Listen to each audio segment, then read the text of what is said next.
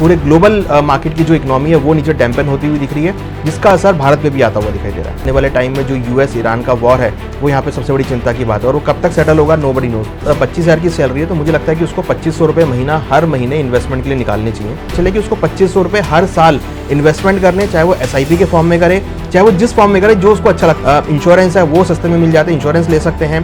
तो अगर आपको 10,000 को लाखों में कन्वर्ट करने तो SIP is the best option. जहाँ अगर जेंजी हैं वो अपना करियर बनाना चाहते हैं तो AI के अंदर वो करियर बना सकते हैं। इन्फ्लेशन बढ़ रहा है तो गोल्ड के भावों में भी आपको सपोर्ट आता हुआ दिखाई देता है। गोल्ड का भी एक लिमिट है कि बढ़ेगा फिर वो गिरेगा भी। गोल्ड एक ऐसी करेंसी है जहाँ पर आपको एक अच्छा बाउंस बैक देखने को मिलता है। गोल्ड में करना चाहिए इन्वेस्टमेंट। नमस्कार दोस्तों, बहुत बहुत स्वागत है आपका स्ट्रेट मिरर हिंदी पर आपका। और आपकी जेब में 10 रुपये हों या 10,000 रुपये हों, आप 25,000 कमाते हो या 50,000 कमाते हो, कैसे आपको इन्वेस्ट करना है? क्या आपको सोना खरीदना है? अभी सोना खरीदना सही रहेगा या फिर आपको किसी ज्योतिषी की बात पे भरोसा करना है? इन सारे सवालों के जवाब, तमाम सवालों के ये जो जवाब हैं ये हमें देंगे मां अनुज गुप्ता जी, जो कि एक बड़े जाने माने अर्थशास्त्री हैं। आपको तमाम टीवी चैनलों पे भी ये दिखते रहते होंगे। बहुत बहुत स्वागत है अनुज जी हमारे स्ट्रेट मिरर हिंदी पर आपका। सर, सबसे पहले मैं आपसे जानना चाहूँगा कि जिस तरीके से अभी वर्ल्ड की सिचुएशन चल रही है, तो ऐसे में इंडिया की जो ग्रोथ है वो कहीं अटक सी गई है जी। इसमें आम आदमी क्या करे? क्योंकि तेल महंगा, घर का खाना महंगा, सोना महंगा, सब कुछ महंगा। आम आदमी को क्या करना चाहिए? हाँ देखिए, अगर आप इसको कोरिलेट करेंगे कोविड के टाइम से, तो कोविड के बाद पहले तो कोविड ही आया, उसके बाद अगर हम देखेंगे तो रशिया यूक्रेन का वॉर हुआ, देन US ईरान का वॉर हुआ, और उसके बाद क्रूड के भाव बढ़ते हुए नजर आए। तो क्रूड अगर आप देखेंगे तो भारत के लिए सबसे बड़ी एक रेखा होती है, मतलब रीढ़ की हड्डी है कि अगर क्रूड के भाव बढ़ेंगे तो वो भारत के लिए बहुत चैलेंजिंग हो जाता है। हमने देखा कि पिछले करीबन 4 से 5 महीनों में क्रूड के भाव करीबन 80% बढ़े हैं। तो ऐसे में डेफिनेटली ये तो तय था कि भाई जो महंगाई है वो बढ़ने वाली है। हमने देखा दूध के दाम बढ़े, हमने देखा पेट्रोल डीजल के दाम बढ़े, अब देख रहे हैं धीरे धीरे सोने के दाम जो है वो नीचे आते हुए दिखाई दिए हैं। ऑलरेडी अगर आप देखें तो इन्फ्लेशन बहुत हाई हो गया है। तो कहीं ना कहीं देखिए, भारत क्रूड इंपोर्ट करता है बहुत बड़ी मात्रा में, और ऐसे में अगर क्रूड के भाव बढ़ेंगे तो डेफिनेटली इकोनॉमी पर असर पड़ेगा। तो हमने देखा कि कहीं ना कहीं इकोनॉमी पे जो असर पड़ा है उसका इम्पैक्ट इकोनॉमी से शिफ्ट होकर अब एक जनरल आदमी की जेब पे जाता हुआ दिख रहा है, और जो महंगाई की मार है वो अब जो है एक आम आदमी यहाँ पर जो है फेस करता हुआ नजर आएगा। हालांकि जो ये महंगाई हुई है ये कोई इंटरनल कारणों की वजह से नहीं है, ये बाहरी कारणों की वजह से, जिसमें US ईरान का वॉर है, रशिया यूक्रेन वॉर है, और क्रूड के भाव हैं।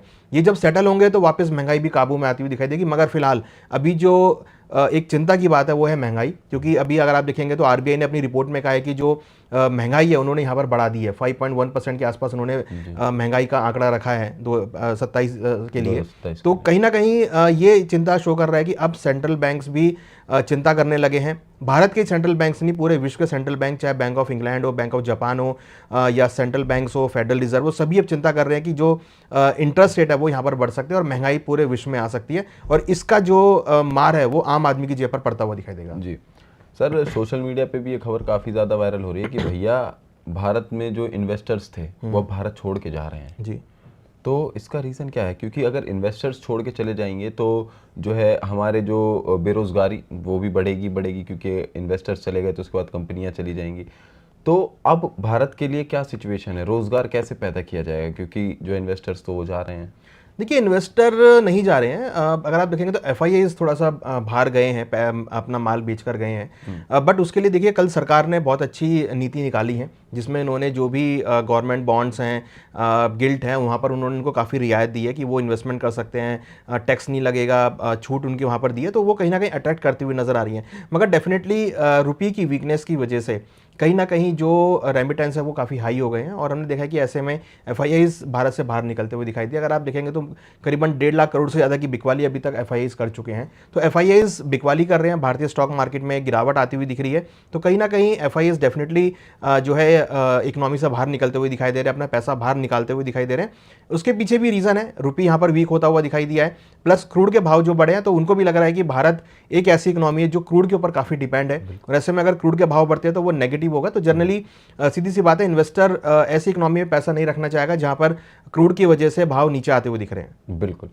सर, अब बात करते हैं GDP की। जिस तरीके से स्टैटिक्स बताते हैं कि भैया GDP इतनी बढ़ रही है, लेकिन ग्राउंड रियलिटी की अगर हम बात करते हैं तो वो हमें उतना दिखता नहीं है, क्योंकि जिस हिसाब से बातें चलती हैं अंतर्राष्ट्रीय स्तर पे कि भैया हमारे GDP इतनी स्ट्रांग है, इतना रोजगार है, लेकिन ग्राउंड रियलिटी पे जब जाता हूँ या फिर मैं भी जब कभी ग्राउंड पे जाता हूँ तो मुझे वैसा कुछ दिखता नहीं है। तो ये क्या फेक स्टैटिक्स हैं बस? नहीं देखिए, फेक स्टैटिक्स तो नहीं है। बहुत सारी चीज़ें हैं जो यहाँ पर इंक्लूड की जाती हैं। तो यहाँ अगर आप देखेंगे तो कल आरबीआई गवर्नर की जो स्पीच थी उसमें उन्होंने क्लियर कहा कि जो भारत की जीडीपी का अनुमान है वो उन्होंने घटाया है। तो कहीं ना कहीं ये इसलिए घटाया क्योंकि जो जियोपॉलिटिकल कंसर्न्स हैं या जो बाहरी कारण है उसकी वजह से भारत को काफ़ी हिट होता हुआ नजर आया है। बेसिकली क्रूड की वजह से हिट होता हुआ नजर आया। उन्होंने भी रिसेंटली माननीय प्रधानमंत्री मोदी जी ने भी कहा कि भाई आप क्रूड को कम से कम यूज़ करें, खाने के तेलों को कम से कम यूज़ करें, जो एसेंशियल आइटम हैं उनको खाली आप यूज़ करें, जो एसेंशियल नहीं है उनको आप इंपोर्ट ना करें, जिसमें गोल्ड सिल्वर भी शामिल है क्योंकि बहुत बड़ी मात्रा में हम गोल्ड सिल्वर का भी इंपोर्ट करते हैं। तो उससे काफ़ी हद तक जो आपका फॉरेन रिजर्व है वो वहाँ पर यूज़ होता हुआ दिखाई देता है। हालांकि उन्होंने ये भी कहा कि भारत के पास फॉरेन रिजर्व जो है बहुत बड़ी मात्रा में है, तो ऐसी घबराने वाली बात नहीं है। मगर आने वाले टाइम में अनसर्टेनिटी है और आने वाले टाइम में जो यूएस ईरान का वॉर है वो यहाँ पे सबसे बड़ी चिंता की बात है। और वो कब तक सेटल होगा नोबडी नोज, क्योंकि यूएस ट्रंप और ईरान अभी भी एक पेज पर नहीं आते हुए दिख रहा है, दोनों की बातें अलग होती हुई दिख रही हैं। तो कहीं ना कहीं एक अनसर्टेनिटी का माहौल है। ये खाली इंडिया के लिए नहीं है, ये पूरे विश्व के लिए, चाहे वो यूएस हो, चाहे चाइना हो, चाहे रशिया हो, चाहे आपका मिडल ईस्ट हो। तो कहीं ना कहीं सभी देश इसकी चपेट में आते हुए दिखाई दे रहे हैं और इसका इम्पैक्ट अगर आप देखेंगे तो ग्लोबल इकोनॉमी पे पड़ता हुआ दिख रहा है। खाली भारत की इकोनॉमी नहीं, पूरे ग्लोबल मार्केट की जो इकोनॉमी है वो नीचे डैम्पन होती हुई दिख रही है, जिसका असर भारत पे भी आता हुआ दिखाई दे रहा है। बिल्कुल सर, एक आम आदमी की जेब पे सबसे ज्यादा इस समय क्या असर डाल रहा है, खाना, रहना या फिर क्रूड ऑयल? देखिए, इस टाइम पे जो जेब पे असर डाल रहा है वो है पेट्रोल और डीजल, क्योंकि भारत की अगर हम बात करें तो खाने की कोई समस्या नहीं है। अभी हमने लेटेस्ट देखा है कि भारत पर पर्याप्त मात्रा में स्टॉक है अनाजों का, तो इसलिए वो चिंता वाली बात नहीं है। और वो लगता भी नहीं कि उस वाले लेवल पर आपको इन्फ्लेशन देखने को मिलेगा, क्योंकि भारत एक कृषि प्रधान देश है और हमने पिछले 10 सालों में जो भी पैदावार करा है वहाँ पर हम आत्मनिर्भर बने हैं। चाहे हम अनाज की बात करें, चाहे हम गेहूँ की, चावल की बात करें, चाहे हम तिलहन की बात करें, सभी के अंदर अब भारत आत्मनिर्भर होता हुआ दिखाई दिया है। तो उस फ्रंट पे कोई इन्फ्लेशन नहीं है। इन्फ्लेशन अगर आप देखेंगे तो बेसिकली क्रूड और पेट्रोल के इन्फ्लेशन पर है, खाने के तेलों पे इन्फ्लेशन है। तो कहीं ना कहीं जो चीज़ें हम इंपोर्ट कर रहे हैं वो यहाँ पर महंगी होती हुई दिख रही है, क्योंकि यूएस का जो डॉलर की डिमांड है वो बढ़ती हुई दिख रही है, डॉलर यहाँ पे स्ट्रेंथ होता हुआ दिख रहा है। तो जो चीज़ें हम बाहर से मंगा रहे हैं वो चीज़ें यहाँ पर महंगी होती हुई दिख रही है। तो सरकार ने क्लियर बोला कि भाई जो चीज़ें आप बाहर से मंगा रहे हो अगर वो एसेंशियल है तो आप मंगाइए, अगर एसेंशियल नहीं है तो आप उसको मत मंगाइए। तो ये कहीं ना कहीं ये दिख रहा है कि सरकार अब सत्ते में आ गई है और अपनी चीज़ों को कंट्रोल यहाँ पे करती हुई नजर आ रही है। बिल्कुल सर, जिस तरीके से मिडिल क्लास की सेविंग जो है गिर रही है लगातार और अमीर और गरीब के बीच का गैप काफी ज्यादा बढ़ता हुआ नजर आ रहा है, तो ऐसा क्यों हो रहा है और ये कैसे सही हो सकता है? देखिए, अमीर और गरीब के बीच का जो डिफरेंस है वो एक तो डिपेंड करता है कि उनकी साइकोलॉजी किस तरीके से है, वो क्या इन्वेस्टमेंट करने के पक्ष में है या नहीं है, इन्वेस्टमेंट कर रहे हैं या नहीं कर रहे हैं। तो यहाँ पर देखिए, अमीर जनरली अगर जो होता है वो बहुत इन्वेस्टमेंट करता है, वो सेविंग्स करता है, वो इस तरीके से सोचता है। जो अगर आप लोअर तबके की बात करें, जो 25,000 कमा रहा है या जो 50,000 कमा रहा है, मुझे लगता है कि वहाँ पर उनको सेविंग के मोड में आना चाहिए। उनको जो है एज पर द रिक्वायरमेंट ही चीज़ों को यूज़ करना चाहिए। ऐसा नहीं है कि आप अपनी जेब से आउट ऑफ द पॉकेट जाकर आप खरीदारी कर रहे हैं। बट हाँ, कहीं ना कहीं ये ज़रूर है कि इन्फ्लेशन बढ़ने का जो सबसे ज़्यादा इम्पैक्ट होता है वो लोअर जो सैलरी लोग हैं उनको पड़ता है, क्योंकि वहाँ पर उनकी इनकम स्टेबल रहती है मगर इन्फ्लेशन बढ़ जाता है। जैसे अगर हम बात करें क्रूड की, तो क्रूड के भाव करीबन 10 रुपये पर लीटर, पेट्रोल के भाव बढ़ गए हैं। तो यहाँ पर शायद उतने पैसे इनकम शायद ना बढ़ी हो, तो इसलिए इम्पैक्ट है कि पेट्रोल के और डीजल के भाव बढ़ने की वजह से कहीं ना कहीं उनकी जेब पर इम्पैक्ट आता हुआ दिखता है। तो उसकी वजह से लगता है कि जो गरीब है या जो कम सैलरी का आदमी है उसको वहाँ पर जेब पर इम्पैक्ट पड़ता है, तो उसकी वजह से जो उसकी सेविंग्स है वो वहाँ पर कम हो जाती हैं।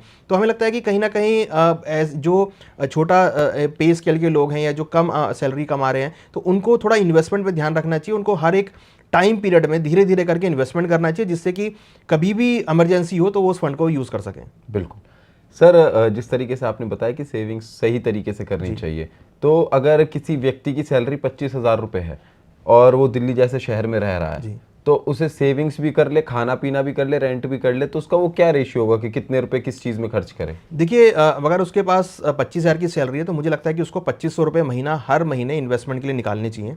उसके बाद जो उसके खर्चे हैं उस पर वो काबू करके, कंट्रोल करके फिर वो कर सकता है। हालांकि देखिए, 25,000 is a very small amount, तो शायद उसमें उतना नहीं हो पाएगा, बट उसको कोशिश करनी है कि भाई जो 2,500 रुपये हर महीने है वो उसको एटलीस्ट वो अपनी सेविंग्स के लिए निकाले, जिससे कि कुछ इमरजेंसी हो या कुछ आगे उसको अगर कोई इन्वेस्टमेंट करना हो, कोई आगे उसको बिजनेस स्टार्ट करना, तो उसके लिए वो यूज़ कर सके।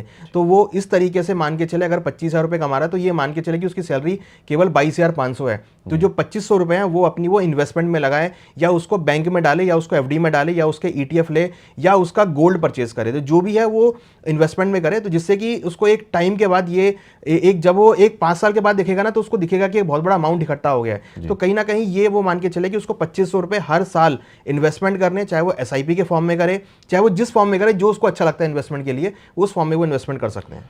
सर इन्वेस्टमेंट तो कर लेगा, तो आपने बताया 22,500 रुपये उसके पास बचे हैं जी।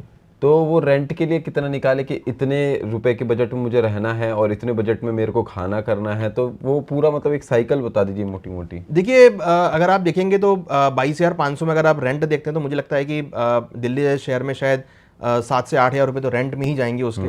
7 से 8 हज़ार वो रेंट देता है, और अगर वो 7 से 8 हज़ार रुपये खाने पीने में भी महीने में खर्च करता है, तो मुझे लगता है कि उसके पास कुछ वहाँ पर अमाउंट बचना चाहिए। तो कहीं ना कहीं मुझे लगता है कि उनको एक ऐसा रेशो में आना चाहिए जहाँ पर वो कम से कम रेंट वाली जगह देखें, कम से कम वो जो अब जो देखिए खाने पीने चीज़ों में कमी कर नहीं सकते, तो रेंट में वो कुछ कमी कर सकते हैं, रेंट में थोड़ा कमी कर सकते हैं, प्लस सेविंग पे काफ़ी ध्यान दें, जिससे कि अगर कुछ आगे चलकर उनको इश्यूज होते हैं तो वो यहाँ पर उसको मैटर कर सके। प्लस साथ साथ अगर पॉसिबल हो तो एक मेडिक्लेम भी ज़रूर लें, अगर उनको लगता है कि अगर पैसा बचता है तो एक इंश्योरेंस भी ज़रूर लें, जिससे कि अगर उनको कुछ होता है तो उनकी जो पीछे फैमिली है उनको वहाँ पे जो है सपोर्ट मिल सके। तो कुछ इस तरीके से फाइनेंशियल प्लानिंग करनी पड़ेगी, जो बहुत मैंडेटरी चीज़ें हैं वो यहाँ पर वो कर सकते हैं। जैसे मेडिक्लेम है वो यहाँ पे ले सकते हैं, बहुत सस्ते में मेडिक्लेम मिल जाते हैं, इंश्योरेंस है वो सस्ते में मिल जाते हैं, इंश्योरेंस ले सकते हैं, प्लस अपनी कुछ सेविंग्स को यहाँ पर वो कर सकते हैं कि देखिए उसके बाद उनको अगर बच्चे भी हैं तो बच्चों को पढ़ाना लिखाना भी है, तो वो भी वहाँ पर उनको जो है उसकी तरफ उनको देखना है। बिल्कुल।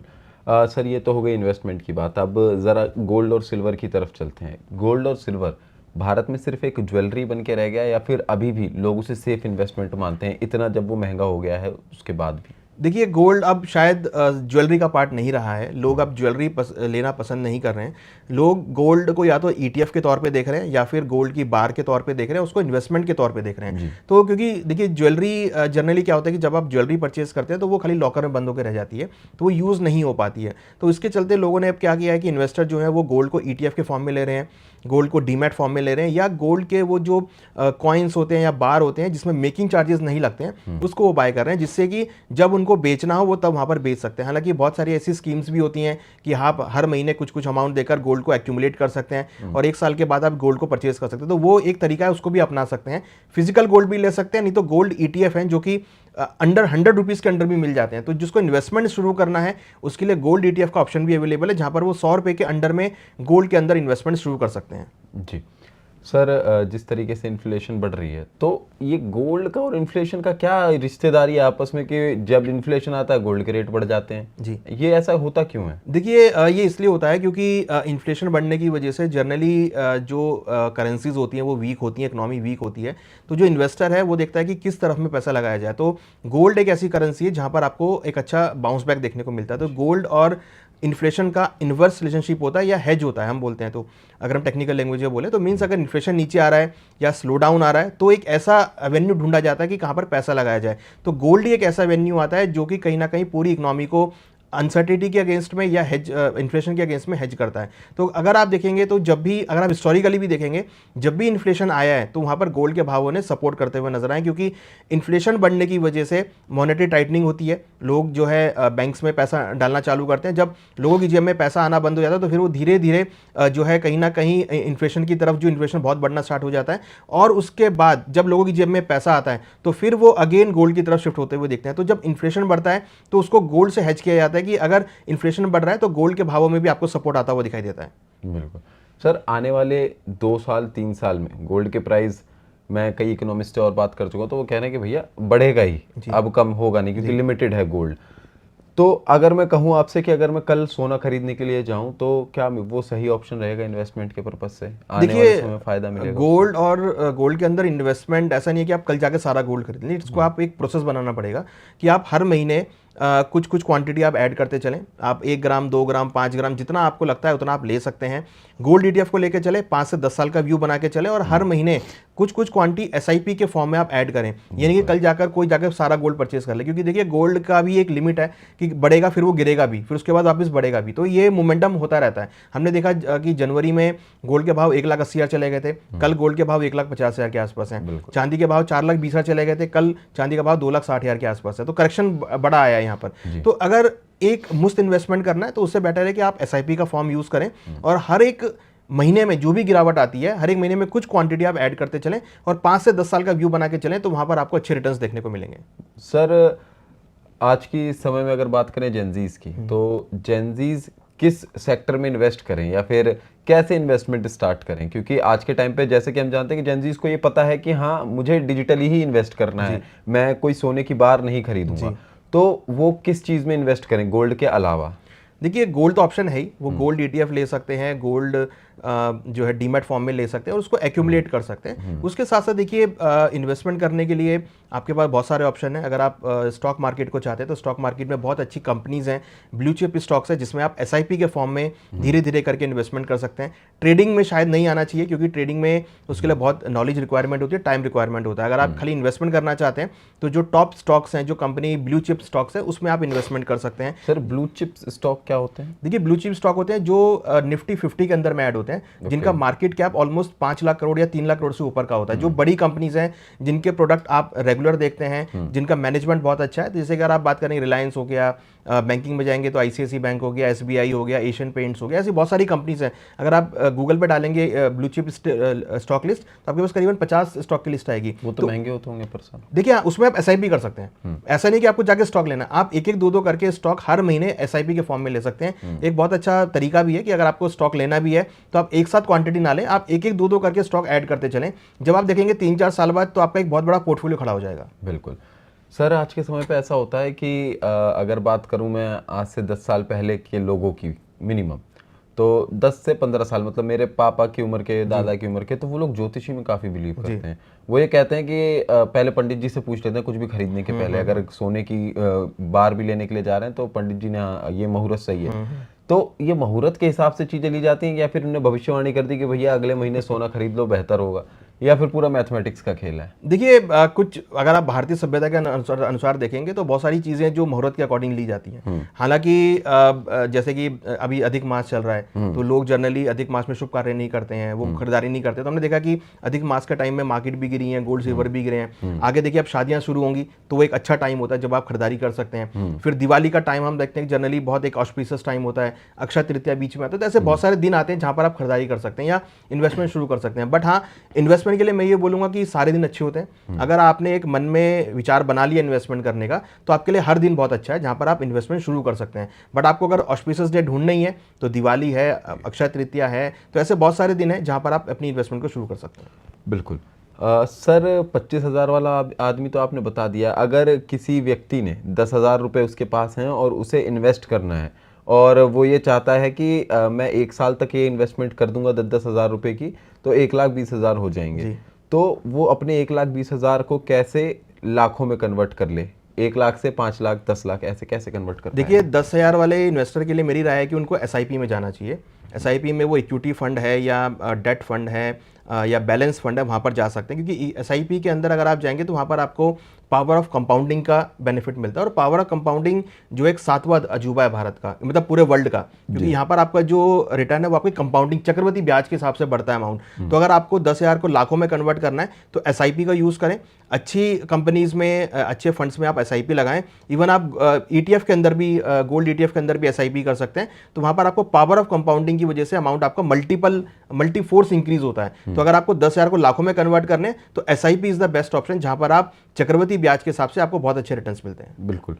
सर 100 रुपये इन्वेस्ट कर सकते हैं क्या हम गोल्ड में? और अगर कर सकते हैं तो वो कैसे इन्वेस्ट कर सकते हैं? और ये जो गोल्ड की ज्वेलरी का जो चलता था कि 10 ग्राम की, 12 ग्राम की, 15 ग्राम की, ऐसे जो चलता आ रहा है, तो सबसे बेस्ट ऑप्शन क्या रहेगा? देखिए आप 100 रुपये गोल्ड में इन्वेस्टमेंट कर सकते हैं। गोल्ड के ईटीएफ हैं जो अंडर 100 रुपीज़ में भी बहुत मिल रहे हैं। तो आप उन ईटीएफ के अंदर पैसा लगा सकते हैं और उसमें आप हर महीने एक्यूमुलेट भी कर सकते हैं। तो ये एक बहुत अच्छा ऑप्शन है कि आपको अब गोल्ड का भाव के लिए आपको हज़ारों रुपए नहीं देखने, आप 100 रुपये के अंडर भी गोल्ड के ईटीएफ में पैसा लगा सकते हैं। जहाँ तक बात है कि फिजिकल गोल्ड कितना देखना चाहिए, तो हर ग्राम के गोल्ड अवेलेबल हैं। 24 कैरेट का है, 22 कैरेट का है, 20 कैरेट, 18 कैरेट, इवन 14 कैरेट का भी। और अभी तो सरकार की तरफ से अगर आप देखेंगे तो मार्केट में 9 कैरेट का भी गोल्ड लॉन्च हो गया है। तो देखिए, गोल्ड अगर आपको लेना है, ज्वेलरी आपको लेनी है, तो जरूरी नहीं है कि आप 22 कैरेट में जाएं। आपको अगर ज्वेलरी लिए तो 9 कैरेट की भी अवेलेबल है। आप एकदम से महंगी वाले में मत जाएं, आप 9 कैरेट वाली ज्वेलरी को भी परचेज करें, जिससे कि आपका, क्योंकि 9 कैरेट के अंदर भी गोल्ड है, ऐसा नहीं गोल्ड नहीं है। अगर आपको गोल्ड लेना है तो 9 कैरेट का भी, जो कि आपको बहुत सस्ते दामों में मिलता है। मींस अगर आप उसको कैलकुलेट करेंगे तो एक्चुअल गोल्ड के भाव से करीबन 35% आपको वो, मतलब ऑलमोस्ट 65% सस्ता मिलता है वो। तो कहीं ना कहीं गोल्ड को भी आप 9 कैरेट में ले सकते हैं। तो आपको जो लेना है, रिक्वायरमेंट जो है उसके अकॉर्डिंग आप परचेज कर सकते हैं। सर लेकिन 9 कैरेट वाला कोई खरीदेगा तो उसकी रीसेल वैल्यू तो कुछ नहीं बचेगी? नहीं, उसमें जितना आप गोल्ड का पे करेंगे उतना ही आपको गोल्ड वापस मिलेगा। उसमें 35% गोल्ड होता है, तो जब आप पे करेंगे तो 35% का पे करेंगे, और जब आप उसको बेचेंगे तो आपको 35% का रिटर्न मिलेगा वापसी। बिल्कुल। सर इंडिया में, अब मैं आपसे आखिर में यही जानूंगा कि इंडिया में अब नेक्स्ट ग्रोइंग सेक्टर कौन सा है? देखिए, नेक्स्ट ग्रोइंग सेक्टर अगर आप देखेंगे तो मुझे लगता है कि मेटल सेक्टर काफ़ी ग्रो करने वाला है, और एआई सेक्टर बहुत ग्रो करने वाला है। क्योंकि हमने देखा है कि भारत में जो डेवलपमेंट है वो काफ़ी इंक्रीज हो रहा है, इंफ्रास्ट्रक्चर डेवलपमेंट बहुत हो रहा है, तो उसकी वजह से मेटल की डिमांड बहुत बढ़ सकती है। तो हमें लगता है कि मेटल डी सेक्टर आगे इंप्रूव हो सकता है। उसके साथ साथ ये मुझे लगता है जेनजी के लिए होगा कि एआई की अगर वो ध्यान दे रहे हैं तो एआई की तरफ काफ़ी फोकस करें।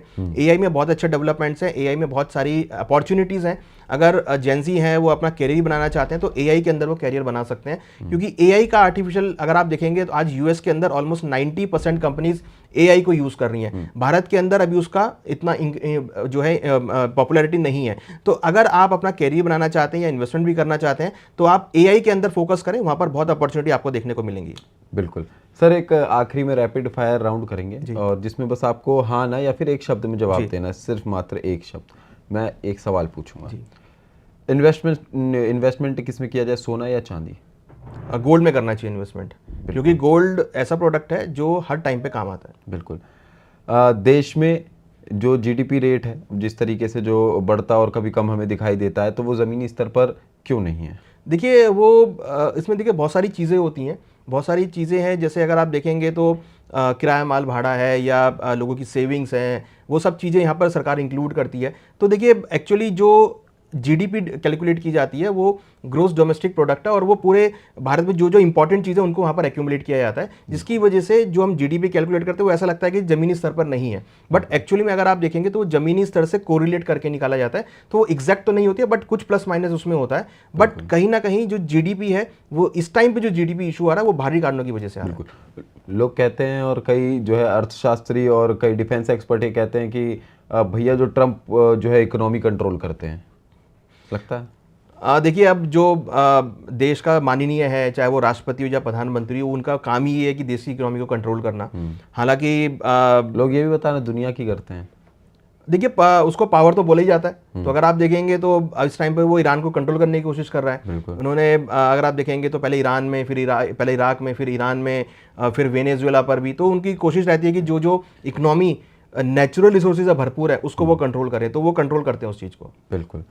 बहुत बहुत धन्यवाद सर हमारे साथ जुड़ने के लिए और तमाम जानकारी साझा करने के लिए। हमारी वीडियो में बेस्ट पार्ट आपको क्या लगा हमें कमेंट में ज़रूर बताइए, और ऐसी तमाम जानकारी के लिए बने रहिए स्ट्रेट मिरर के साथ। धन्यवाद।